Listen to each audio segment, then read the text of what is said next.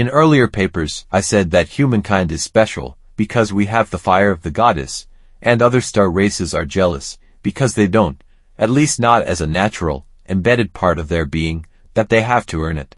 Would probably be one way of looking at it. Another thing I've mentioned is that we humans, who happen to know the story of Sitchin and his interpretation of the Sumerians' tablets, think of Lord Ea as our buddy. The individual who stood up for us when his stepbrother wanted to terminate us. We see him as benevolent.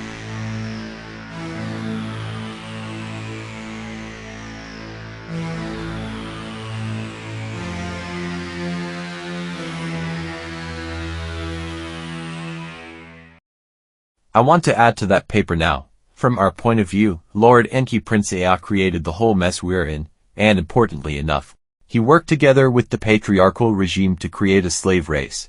Furthermore, he created an elite of humans who were set out to govern the rest. A set of pure bloodlines who had their blood and their genes much purer in their bodies. These elite humans have evolved over time to become the males in power, the powers that be, the Illuminati, the global elite, or whatever we want to call them. Lord Ea simply thought we were too stupid to govern ourselves, so he thought he'd have to do it this way. This has caused a lot of suffering and pain on this planet, genocides, starvation, famine, disease, wars, and disaster. As if this wasn't enough, he went one step further to please his stepbrother and his father, the great Anu of Sirius, Lord Ea, as an Aryan, and as a son of the goddess, had been trained by herself as a master geneticist. In other words, he knew how to use the fire from the 96% universe and how to insert it in a specially made physical vessel for this particular purpose. I came here to Earth before the Sirian Overlords and had his mother's permission to create a new experiment which had the fire of the goddess, just like its forerunners, the Namlu had. He had the permission to use that and the Namlu genes to build the vessels necessary to host the fire.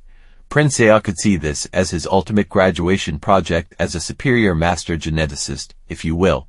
The only thing he needed to promise his mother was to have some souls report back to her ever so often, so she could monitor the progress and the evolution of such magnificent species.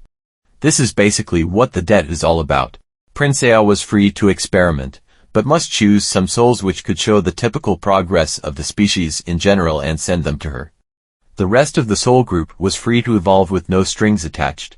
It is unclear if these soul samples then were supposed to be sent back to Earth to continue their progress, or if they stayed in Orion. It is likewise unclear whether Prince Ea already at that stage had in mind to betray that enormous confidence in him, or if that came into the picture at a later stage, but history shows that as soon as the Sirian Overlords arrived with stepbrother Lord Enlil as their commander, Prince Ea became Lord Enki and served the Sirian elite.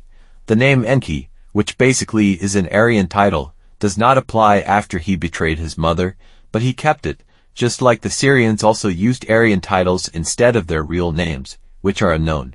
Enlil, too, is a title, as is Anu.